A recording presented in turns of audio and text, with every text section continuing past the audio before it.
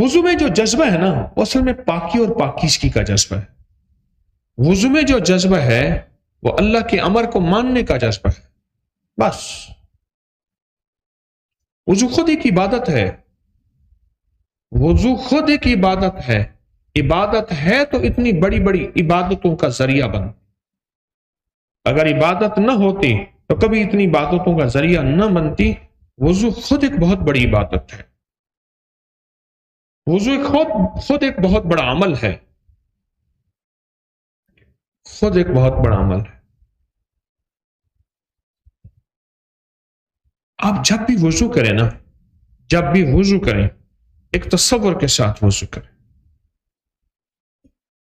ہاتھ دھوتے ہوئے یہ تصور ہو، جہاں زبان دعا پڑھ رہی ہو، اللہم اغفر لی ذنبی ووسع لی فی داری وبارک لی فی رزقی. یہ دعا اگر جہاں یہ دعا ہو،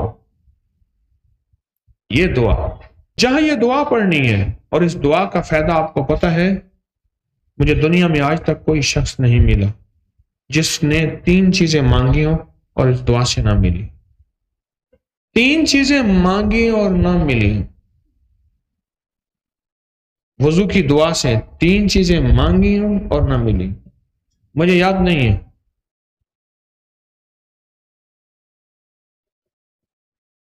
انیس سو 84 میں میرا روحانیت کی طرف پہلا قدم ہے. الف با سا ابھی تک سیکھ رہا ہوں. مجھے یاد نہیں ہے کہ وضو کی دعا سے 3 چیزیں مانگی ہوں اور نہ ملی. اب وضو کرتے ہوئے جب ہاتھ دھونے ہیں، ہمارا تصور یہ ہوگا کہ اللہ کے جو ہاتھوں کے گناہ ہیں، اے سخی آقا وہ سارے تو دھو دے، اور ان ہاتھوں کو آج کے بعد میں خیروں میں لگاؤں گا، برکتوں میں لگاؤں گا. اللہ اس ہاتھ کی ہتھیلی میں برکت دے دے، نور دے دے، اس کی لکیروں میں تو اپنی رحمت کا سندور بھر دے. لکیریں بھر دے مولا. آپ اپنے ہاتھوں کو اس لاہوتی وضو کا مزہ دیکھیں تو صحیح. لیکن بات پھر وہیں آ جاتی ہے کہ بہترین وضو کرنے والا وہ ہے جو وقت بھی تھوڑا لگائے اور پانی بھی تھوڑا. اور آپ چہرہ دھوئیں تو یا اللہ اس چہرے کو ذلت سے بچانا، اللہ اس چہرے کو قیامت کی سرخرویاں عطا کرنا، اللہ اس پیشانی کی اور ماتھے کی لکیروں پہ کائنات کا نظام لکھا ہوا ہے، صاحب نظر پڑھ لیتے ہیں.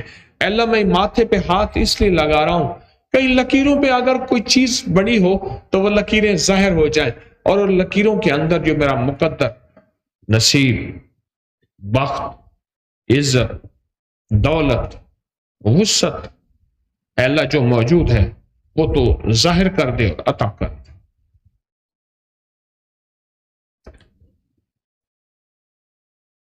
آپ چہرے کو دھوئیں تو تصور کے ساتھ، ہاتھ دھوئیں تو تصور کے ساتھ، اور کلی کریں تو اے اللہ منہ کے اندر جو گناہوں کی غلاظت تھی، اے اللہ جو نفرت تھی، وہ ساری کی ساری میں نے نکال دی. چھوٹی سی چیزیں ہیں جن کا تعلق تصور سے ہے، تصور سے ہے، جذبے سے ہے، خیال سے. یہ چھوٹی چیزیں تصور سے ہے، جذبے سے ہے، خیال سے، اور کام ہو جاتا ہے اور زندگی کے مسائل حل ہو جاتے ہیں. وضو کرتے کرتے آپ سب کچھ پا رہے ہیں. اور پاؤں دھوتے ہوئے بھی یہی تصور ہو کہ اللہ آج کے بعد ان پاؤں کو میں پرانے گناہوں اور پاپوں سے دھو رہا ہوں. اللہ آج کے بعد میرے پاؤں پاکیزہ ہو گئے. ان پاؤں کو میں وہاں اٹھاؤں گا جہاں تیرا اور تیرے حبیب کی غلامی ہوگی اور تو اور تیرا حبیب راضی ہوگا. اللہ یہ پاؤں وہاں نہیں اٹھیں گے جہاں تیرا اور تیرے حبیب کا حکم نہیں ہوگا اور ان کی ناگواری ہوگی. اللہ میرے پاؤں کو آج کے بعد تو اپنا غلام بنا لے، میری پیشانی کو اپنا غلام بنا لے، میری زبان آنکھوں کو اپنا غلام بنا لے، میرے ہاتھوں اور جسموں کو اپنا غلام بنا لے. اور اس سے پہلے ان سے جو نافرمانی ہوئی ہے میں ہر وضو کے پانی سے انہیں دھو رہا ہوں، دھو رہا ہوں، دھو رہا ہوں. سوچ نہیں سکتے کہ یہ وضو ہے کیا. جذبے کا اثر زندگی پہ.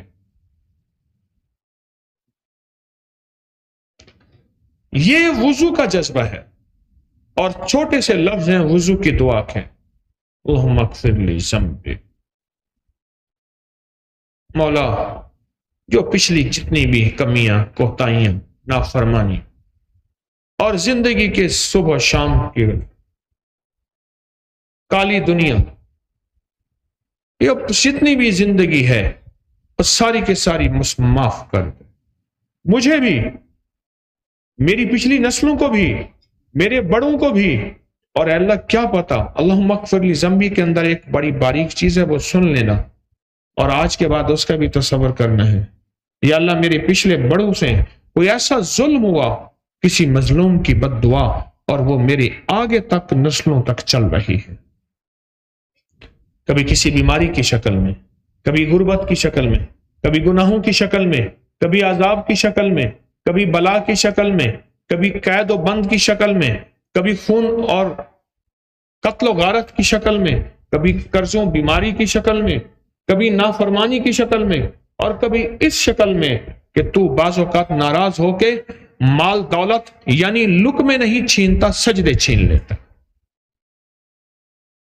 ناراض ہو کے تو کریم لقمے نہیں چھینتا، دولت مال چیزیں یہ لقمے ہیں، دولت مال چیزیں کیا چھین لیتا ہے؟ سجدے چھین لیتا۔ اللہم اغفر لی ذنبی، وہ معصیت کی راتیں، وہ کالی راتیں، وہ کالے دن، وہ کالی صبح، وہ کالی شامیں جنہوں نے میری زندگی کو تاریک کر دیا، جنہوں نے میری زندگی کو تاریک کر دی، اللہم اغفر لی ذنبی، یہ ہے وہ دعا۔ اللہ کہتا ہے جب بھی وضو کرتا ہے اس کے بول ہی یہی ہیں، معافی معافی معافی معافی معافی معافی۔ جب بھی وضو کرنے لگتا ہے بندہ وہ کہتا ہے اللہم اغفر لی ذنبی، مولا مجھے اعتراف، دیکھو معافی وہ مانگے گا جس کے اندر احساس اعتراف ہوگا کہ میں نے کی ہے، خطائیں کی ہیں، میں نے غلطیاں کی ہیں، میں نے گناہ کی ہیں، مجھ سے جرم سرزد ہوئے ہیں، تو جرم کا اعتراف وہ کرے گا جس نے کیا، اور جرم کا اعتراف کرنا خود بہت بڑی عبادت ہے، اعتراف جرم۔ اللہم اغفر لی ذنبی، اللہ میری نسلوں کے کوئی ایسے گناہ، میرے بڑوں کے، اعتراف جرم ہے، خطاؤں اور غلطیوں کا اعتراف، اور اعتراف کرنے والا یا کم سزا پاتا ہے یا معاف کر دیا جاتا ہے۔ اور پھر اعتراف صرف اپنی ذات کا نہیں کر رہا، اپنی پچھلی نسلوں کا، پتہ نہیں میں کہاں سے آیا اور میری نسلوں میں کون تھا، کوئی چور تھا، کوئی ڈاکو تھا، کوئی بد کردار تھا، کوئی ظالم تھا، کوئی خائن تھا، کوئی ملاوٹی تھا، کون تھا کوئی خبر نہیں۔ ندامت، جہاں یہ احساس ہے کہ اگر اس کے حقدار ہیں ان کا حق 100% پہنچانا، ان کا حق 100% پہنچانا، ان کے حقدار ہیں تو ان کا حق 100% پہنچا۔ اللہم اغفر لی ذنبی، کیا پتا پیچھے سے کوئی ایسا نقصان آ رہا ہے جو میری زندگی کو برباد کر دے وضو کے دوران، اور پھر کہوں گا یاد رکھیے گا وضو ایک ایسی عبادت ہے، ایسی عبادت ہے، ایسی عبادت ہے، اور ایسی عظیم عبادت ہے جو بڑی بڑی عبادتوں کا ذریعہ بنتی ہے۔ آپ کتنی عبادتیں ایسی ہیں جو بے وضو اس کے لیے وضو لازم ہے، اتنی بڑی عبادت ہے وضو۔ اس وضو عبادت کے دوران آپ اللہ سے ندامت کے آنسو بہا رہے ہیں، اور وہ پانی جو گر رہا ہے نا وہ آنسو ہیں سارے، اصلی آنسو آ جائیں تو نعمت ہے، ورنہ ہر پانی کا قطرہ خود آنسو ہے، اتنے آنسو بہا،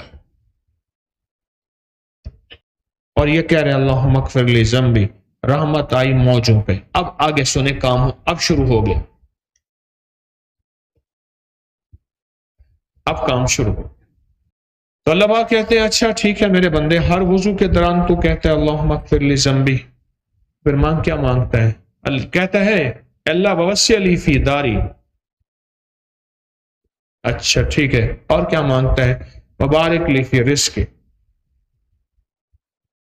بولا دنیا میں بھی اور آخرت میں میری دو اہم ضرورتیں ہیں، دنیا میں بھی اور آخرت میں میری دو اہم ضرورتیں ہیں۔ دنیا میں بڑا گھر چاہیے، وسیع رزق چاہیے، اسی روٹی کے لیے تو دن رات سارے بیلنے، اسی روٹی کے لیے دن رات جوتیاں گھساتا ہوں، اسی روٹی کے لیے صبح سے نکلتا ہوں شام، شام سے نکلتا ہوں صبح، اسی روٹی کے لیے تو ساری محنت مزدوریاں کرتا ہوں۔ مولا جب روٹی ہی اور گھر وسیع، یعنی ایسا گھر جو بڑا ہو اور پرسکون گھر ہو، جس زندگی میں سکون ہو، گھروں میں سکون، گھروں میں چین اور گھروں میں راحت۔ وسع لی فی داری وبارک لی فی رزق، یہ دو چیزیں مانگتا ہوں۔ اللہ کہتے ہیں تیری ندامت ایسی ہے اللہم اغفر لی ذنبی والی، یہ دو چیزیں میں تجھے دے دیتا ہوں۔ میں پھر کہہ رہا ہوں مجھے یاد نہیں، جس بندے نے وضو کی دعا پڑھی اسے تین چیزیں نہ ملی۔ اب درود شریف پڑھیں، وہ تین چیزیں بتاؤں، وہ تین چیزیں، ایک معافی، اور معافی کے بعد اللہ کے ساتھ تعلق اور دوستی اور ولایت اور بزرگی۔ جو بندہ ولایت چاہتا ہے اور بزرگی چاہتا ہے، کمال چاہتا ہے، عزتوں کے تاج، شان و شوکت، رحمت اور برکت،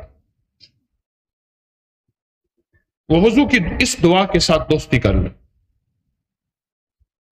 وضو کی اس دعا کے ساتھ۔ اب آپ سوچیں، ایک طرف میں کہہ رہا ہوں بہترین وضو ہے جس میں پانی بھی تھوڑا اور وقت بھی تھوڑا، اور ایک طرف عرض کر رہا ہوں کہ یہ جذبے لاہوتی وضو، لاہوتی جذبے کے ساتھ وضو کرنا ہے، لاہوتی جذبے کے ساتھ۔ اور ایک طرف میں آپ سے یہ عرض کر رہا ہوں اس دعا کو ہی پڑھنا۔ اگر کوئی پڑھنے والا آپ کا پڑھنے والا ہے، نہیں پڑھی تو نہ بتائیے گا، پڑھی ہے تو بتائیے گا۔ وضو میں کتنی دفعہ پڑھ سکتے ہیں؟ 7 مرتبہ، وہ کہتے ہیں 5 مرتبہ، 11 مرتبہ، 5 5 5 3 10 9 8، چلو جیسے بھی۔ کسی کو اس دعا سے کچھ ملا ہے؟ بیٹھے بیٹھے ایسے بتا دیں بس مختصر۔ ہاں، رزق میں اضافہ ہو اور گھر ملا، اس میں رزق نہیں مانگا گیا، صرف ایسا رزق جس میں آخری درجے کی برکت۔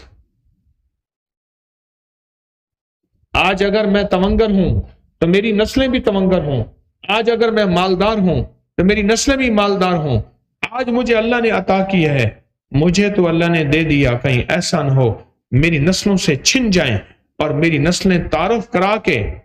میاں بغداد کے دریا کے پل پہ ایک بندہ کھڑا ہوتا تھا اور کھڑے ہو کے ان الفاظ کے ساتھ لوگوں سے بھیک مانگتا تھا، لوگوں تم نہیں جانتے میں وہ شخص ہوں، میں وہ پل دیکھ کے آیا ہوں، اس پل پہ گیا ہوں۔ مروان بن عبد الملک نے وہ پل بنائی تھی پتھر کی، دجلہ کی پل تھی، وہ دجلہ کی، اور کہا کہ میں وہ شخص ہوں جو بادشاہ کا بیٹا ہوں، اللہ کے واسطے مجھے کچھ دے دو، میرا شام کا کھانے کی ضرورت ہوگی۔ وبارک لی فی رزق، رزق دے پر ایسا دے کہ نسلوں سے نہ چھین۔ آج روح نے مجھے وسعت دی ہے، عافیت دی ہے، میری نسلوں میں بھی وسعت اور عافیت دے، میری نسلوں میں تونگری دے، میری نسلوں میں مالداری عطا فرما۔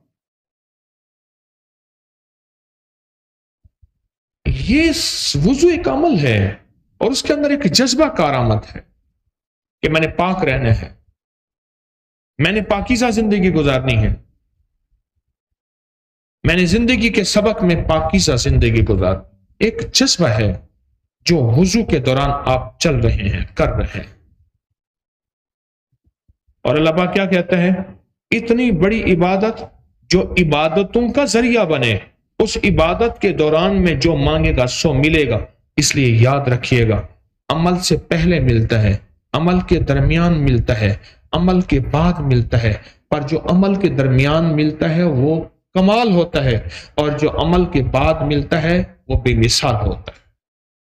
عمل کے درمیان، عمل کے درمیان،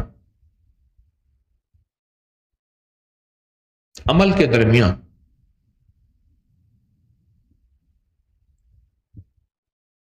عمل کے درمیان جو ملتا ہے نا، اور عجب ملتا ہے، کیونکہ اس وقت اس کی رحمت خاص موجوں پہ ہوتی ہے، اس کی عنایت، اس کی عطا، اس کی بخشش خاص الخاص ہوتی۔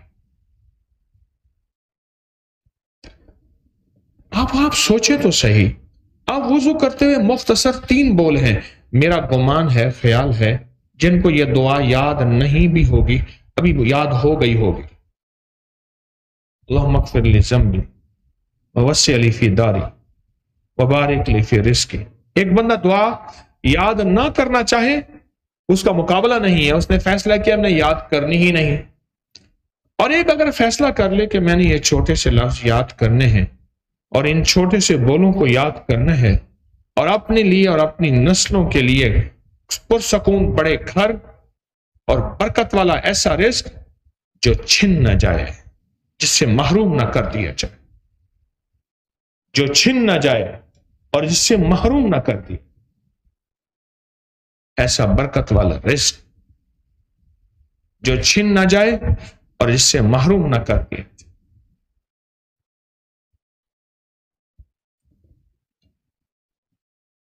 چھوٹی چھوٹی چیزیں جن کے اندر خیر کے جذبے چھپے ہوئے ہوتے ہیں، چھوٹے چھوٹے عمل جن کے اندر خیر کے جذبے چھپے ہوئے ہوتے ہیں، یہ کرتے جائیں اور زندگی میں ترقیاں، کامیابیاں، عزتیں، شان و شوکتیں پاتے جائیں، پاتے جائیں، پاتے جائیں۔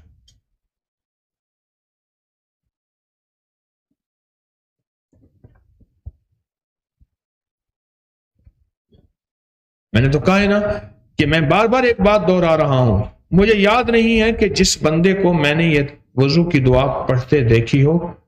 اب دیکھیں، کوئی کہتا ہے میں نے 3 دفعہ، 5 دفعہ، 9 دفعہ، 15 دفعہ، 11 دفعہ، بس اتنی دفعہ کوئی بندہ کہتا ہے میں پڑھتا ہوں، کوئی کہتا ہے میں اتنا پڑھتا ہوں۔ اتنا مختصر عمل، اور اتنے مختصر عمل کے اندر یہ چیز۔ اب میں ایک خوشخبری سناتا ہوں، ایک خوشخبری سناتا ہوں۔ حدیث کے الفاظ کا مفہوم ہے، فرمایا جب بندے کے گناہ بڑھ جاتے ہیں، اور میں گناہ سے مراد اس کے بھی کہہ رہا ہوں، امت کے گناہوں کا وبال بھی پڑتا ہے، حتیٰ کہ پڑوسی کے گناہوں کا وبال بھی پڑتا ہے۔ پڑوسی کی نیکی کا اثر تو ہوتا ہے، نیک پڑوسی کا اثر نہیں ہوتا، تو اس طرح بدکار پڑوسی کا بھی اثر ہوتا ہے۔ میں جب بندے کے گناہ زیادہ ہوتے ہیں، اس کا رزق کے آگے وہ گناہ ایسے ہے جیسے غار کے آگے پتھر آگے، اور اس کا رزق تھوڑا ہو جاتا ہے، رزق روحانی بھی، رزق جسمانی بھی، لقمے بھی، سجدے بھی۔ اور میں جب بندہ استغفار کرتا ہے، اللہم اغفر لی ذنبی، جب بندہ استغفار کرتا ہے، یہ استغفار اس کے گناہوں کا ازالہ کر دیتا ہے، اور پھر اس کی غار کے آگے سے، غار میں کہہ رہا ہوں، غار کے آگے سے پتھر ہٹ جاتا ہے، اور رزق کے دہانے کھل جاتے ہیں، اور رزق ایسے پہاڑوں میں سے پانی کی طرح بہتا ہوا اس کی طرف آتا، ایسے آتا ہے کہ پھر، اور ایسی جگہ سے آتا ہے جہاں سے خود گمان نہیں ہو، آتا ہے اور ایسی جگہ سے آتا ہے جہاں سے خود گمان، خیال، تصور ہی نہیں، تصور ہی۔ اب بولے اس چھوٹی سی دعا میں کیا طاقت اور تاثیر ہے، اور وضو کو اگر کس تصور سے کیا جائے گا کس جذبے سے کیا جائے گا وضو کو، تو اس جذبے سے اللہ کی بارگاہ میں اس کو کیا قوتیں، کیا راحتیں، کیا رحمتیں، کیا برکتیں، کیا عطائیں، کیا محبتیں ملیں گی۔ اب پڑھنے کا فیصلہ ہو کہ اس کو پڑھیں گے جذبوں کے ساتھ، اندر کی گہرائیوں کے ساتھ، اور ایک کس کیفیت کے ساتھ، ذرا وہ کیفیت آپ سن لیں، وہ کیفیت بھی سن لیں۔ جذبوں کے ساتھ، اندر کے گہرائیوں کے ساتھ، اب ایک اور جذبہ بھی سن لیں، کیفیت سن لیں، وعدوں پر یقین کے ساتھ۔ اللہ کے حبیب نے اس دعا کے پڑھنے میں جو وعدے کیے ہیں، اللہ اس کے رسول نے، ان پہ کامل یقین ہو، کامل کامل کامل، بس